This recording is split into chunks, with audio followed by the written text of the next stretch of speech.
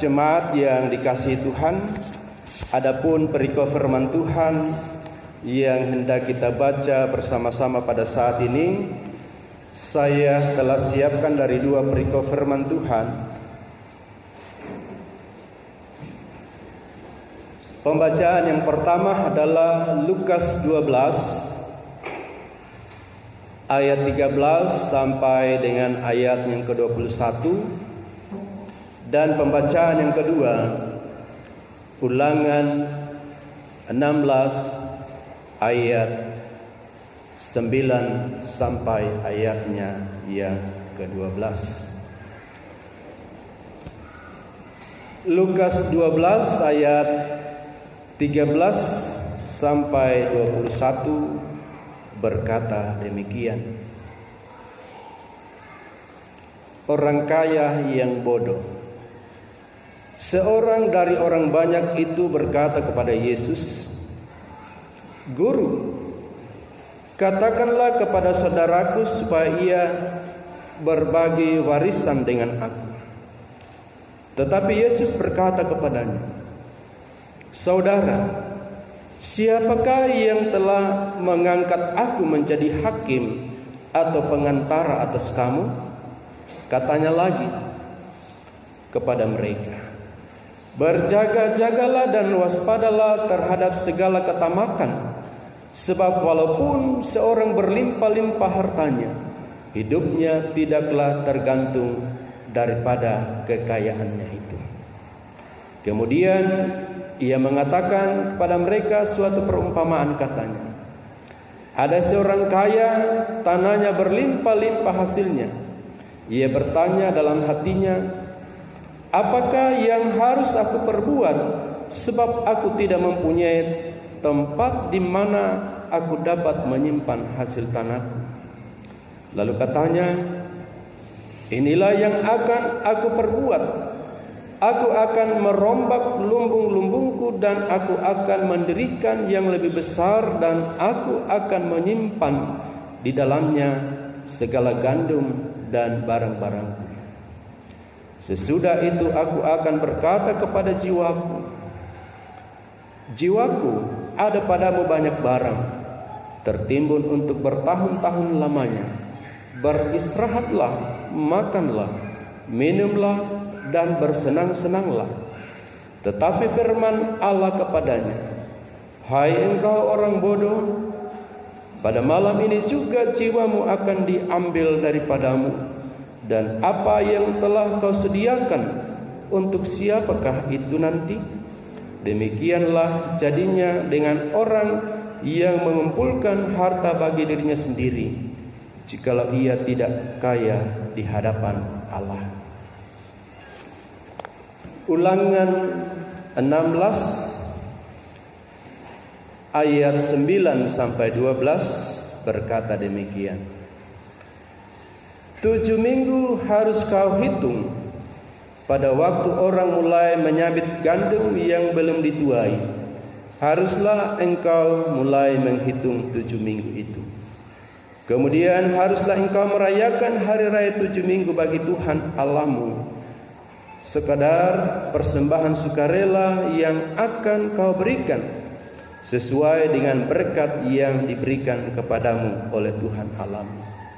Haruslah engkau bersukaria di hadapan Tuhan Allahmu, engkau ini dan anakmu laki-laki serta anakmu perempuan, hambamu laki-laki dan hambamu perempuan, dan orang Lewi yang di dalam tempatmu, dan orang asing, anak yatim dari janda yang di tengah-tengahmu, di tempat yang akan dipilih Tuhan Allahmu untuk membuat namanya diam di sana.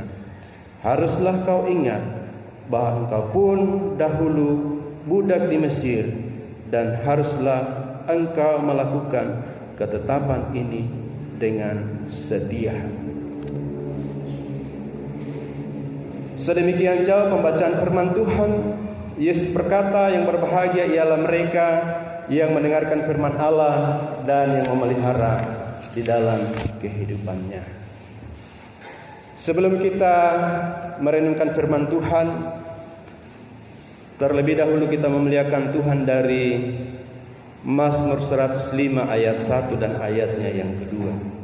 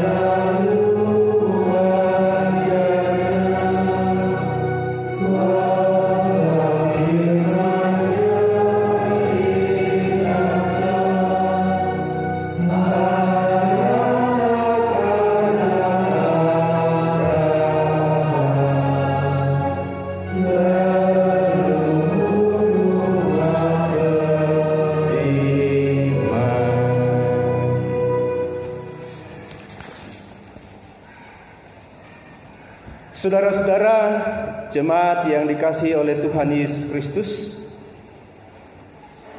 kita boleh bersyukur pada hari ini di mana kita kembali bersama-sama di gereja Tuhan untuk memuji, memuliakan Tuhan dalam ibadah minggu yang dirangkaikan dengan pengucapan syukur panen jemaat. Oleh karena itu, dari kedua perikop pembacaan kita pada saat ini, tema renungan kita berkata, muliakanlah Tuhan dengan ucapan syukur. Muliakanlah Tuhan dengan ucapan syukur. Nah, jemaat yang dikasihi Tuhan, panen adalah merupakan saat di mana kita menuai hasil dari usaha yang kita lakukan. Apakah itu hasil sawah, hasil ladang, hasil usaha yang kita lakukan, atau bahkan mungkin apakah itu merupakan nafkah dari kehidupan kita sebagai hamba Tuhan dan juga bagi para pegawai yang ada menerima gaji.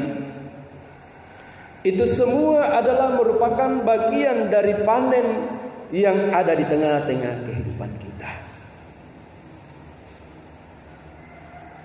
Panen atau pesta pengucapan syukur jemaat ini kita lakukan sebagai bagian dari kegiatan kita sebagai umat Tuhan untuk menyatakan ucapan syukur setelah kita melakukan pemetikan hasil sawah atau ladang atau usaha kita atau apapun yang kita kerjakan, kita menikmati hasil dari upaya yang kita lakukan. Namun saudara-saudara, seringkali ketika dikatakan pesta pengucapan syukur panen, kita hanya selalu terfokus pada kegiatan yang dihubungkan dengan kehidupan bertani, tanpa kita mengingat bahwa sesungguhnya pekerjaan manusia sekarang ini tidak semua bergerak dalam bidang pertanian. Maka kata panen di sini dimaksudkan adalah menikmati atau memetik hasil dari usaha kegiatan yang kita jalani di tengah-tengah kehidupan ini. Nah, saudara-saudara jemaat yang dikasihi oleh Tuhan, dalam tradisi gereja, pesta panen adalah tanda ucapan syukur atas segala berkat yang diperoleh umat Allah dalam hidup mereka sehari-hari. Dan kalau ini merupakan inti dari pesta panen, maka bukan kapan dan bagaimana sumber pendapatan itu menjadi alasan utama untuk mengucap syukur kepada Tuhan. Baik masyarakat tani maupun pengusaha atau pegawai itu patut bersama-sama merayakan pesta pengucapan syukur panen jemaat sebagai sebuah kesempatan di mana kita bersyukur bersama-sama kepada Tuhan. Nah, saudara-saudara yang dikasihi Tuhan, mengapa pesta panen begitu penting dalam kehidupan kita sebagai orang percaya? Mengapa harus selalu ada pesta pengucapan syukur panen dan lain sebagainya? Dalam sejarah, dalam perjanjian lama dan perjanjian baru, pesta panen itu merupakan sebuah pesta yang sangat penting, di mana sebuah pesta menyampaikan syukur kepada Tuhan atas segala kasih, kemurahan, dan berkat yang diterima oleh orang-orang yang beriman kepada Tuhan. Dalam bagian perikop pembacaan kita pada saat ini, kalau kita baca Ulangan 16 ayat 1 sampai 16, di sana tercatat ada 3 hari raya utama yang diperingati oleh umat Allah, yaitu hari raya Paskah, hari raya pesta panen, hari raya pondok daun. Dan dalam Keluaran 34 ayat 22 di sana dikatakan bahwa pesta panen dipestakan saat memulai panen yang pertama.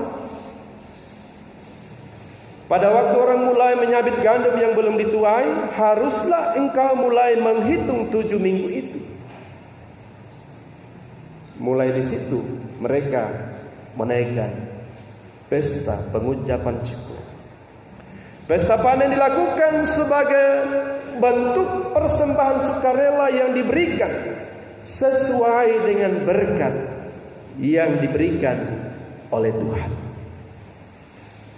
Ulangan 16 ayat 10 kita boleh baca. Memberi dengan sukarela di sini memberi dengan kerelaan hati, bukan karena paksaan, bukan karena harus memberi sebagian dari hasil usaha, tetapi itu semata-mata sebagai wujud iman dan keyakinan kita bahwa sesungguhnya segala sesuatu yang kita terima dan miliki itu semua adalah milik Tuhan. Kita boleh memberi karena telah lebih dahulu kita mendapatkan pemberian dari Allah, sehingga dalam pelaksanaan pesta panen mendatangkan sukacita bagi seluruh keluarga. Engkau, anakmu laki-laki, anakku perempuan, termasuk juga orang-orang yang tinggal di dalam rumah, yaitu anak laki-laki, hamba laki-laki, hamba perempuan, juga bagi orang Lewi yang ada di tempat mereka berada pada saat itu. Jadi saudara-saudara yang dikasihi oleh Tuhan, umat Allah melakukan pesta panen untuk kembali mengingat bahwa dulu mereka pernah menjadi budak di Mesir.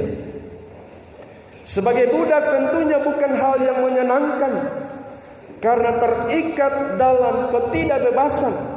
Mereka harus bertindak sesuai dengan perintah. Namun setelah mereka bebas dari perbudakan Mesir, mereka boleh bebas mengerjakan lahan yang telah diberikan kepada mereka, dan dari pekerjaan itu menghasilkan berkat dalam kehidupan mereka. Dan itu disyukuri sebagai pemberian yang datangnya dari Tuhan. Itulah sebabnya sehingga pesta pengucapan syukur adalah sesuatu hal yang sangat penting dilakukan dalam kehidupan sebagai orang yang percaya. Saudara-saudara jemaat yang dikasihi oleh Tuhan. Jadi sangat jelas bahwa hidup mereka tidak terlepas dari iman dan ketaatan mereka kepada Tuhan. Termasuk dalam ketaatan mereka mengatur musim membajak dan musim menuai. Maka pada musim menuai mereka juga harus memelihara hari perhentian dari penuaian gandum. Dan pada hari itulah mereka boleh bersama-sama melakukan pengucapan syukur atas segala hasil panen yang mereka boleh nikmati dalam kehidupan ini. Saudara-saudara yang dikasihi Tuhan, di tengah-tengah kehidupan umat Allah pada saat itu, ketetapan pesta panen harus mereka lakukan dengan setia. Artinya terus-menerus mereka boleh lakukan di tengah-tengah kehidupan mereka. Nah, saudara-saudara jemaat yang dikasihi Tuhan, bagaimana dengan kehidupan dan kegiatan kita melaksanakan pesta panen pada zaman sekarang ini? Pesta panen dilaksanakan di tengah-tengah perjalanan gereja, dan dalam konteks sekarang mengarah kepada pemahaman dan aktualisasi iman. Tuhan telah memberi hasil atas tuaian. Dari hasil tuaian itu, kita boleh datang bersama-sama memuliakan Tuhan dengan memberikan persembahan syukur panen yang kita boleh terima. Oleh karena itu saudara-saudara yang dikasihi oleh Tuhan, pengucapan syukur yang kita boleh lakukan pada saat ini adalah baik adanya di hadapan Tuhan. Adalah baik adanya di hadapan Tuhan pengucapan syukur yang kita lakukan ini apabila pengucapan syukur yang kita lakukan itu bukan hanya merupakan rutinitas semata-mata. Bukan pula hanya untuk penambahan keuangan di jemaat kita, dan juga bukan ajang pamer kemampuan dan keberhasilan. Melainkan hari ini pengucapan syukur panen kita boleh lakukan semata-mata kita mau datang untuk memuliakan Tuhan yang telah memberkati usaha dan pekerjaan kita, yang telah memberikan kesehatan kemampuan kita untuk melakukan segala pekerjaan kita. Baik kita sebagai petani di sawah, petani di kebun, maupun sebagai wira swasta ataupun sebagai pegawai. Ingatlah saudara-saudara bahwa mengucap syukur adalah panggilan wajib kepada semua orang percaya. Pengucapan syukur adalah panggilan wajib bagi saudara dan saya, sehingga kita sebagai orang yang percaya, kita selalu menyadari bahwa sesungguhnya hidup ini adalah milik Tuhan. Oleh karena itu Bapak Ibu jemaat yang dikasihi Tuhan, mari kita menjadikan hidup kita senantiasa hidup yang bersyukur. Hidup yang bersyukur haruslah menjadi pola kehidupan kita sebagai orang percaya. Secara khusus kehidupan kita sebagai orang percaya Gepil Jemaat Lamberese di tempat ini. Karena kita telah bahkan akan selalu diberkati oleh Tuhan. Kita telah bahkan akan senantiasa menikmati berkat Tuhan. Sebab selama bumi masih ada, takkan berhenti-henti musim menabur dan menuai. Tak akan berhenti dingin dan panas, kemarau dan hujan, siang dan malam. Itu semua akan berlangsung terus dalam kehidupan kita atas anugerah dan pertolongan dari Tuhan. Marilah saudara dan saya, kita mengucap syukur dan mempersembahkan hidup kita seutuhnya bagi kemuliaan Tuhan. Tuhan melengkapi sukacita kita sebagai jemaat Tuhan di tempat ini. Tuhan melengkapi sukacita dan menyempurnakan ungkapan syukur kita kepada Tuhan hari ini. Karena itu saudara-saudara, jalani kehidupan sebagai orang yang percaya. Muliakanlah Tuhan dengan senantiasa bersyukur kepadanya. Terpujilah nama Tuhan yang mempunyai firman. Haleluya. Amin.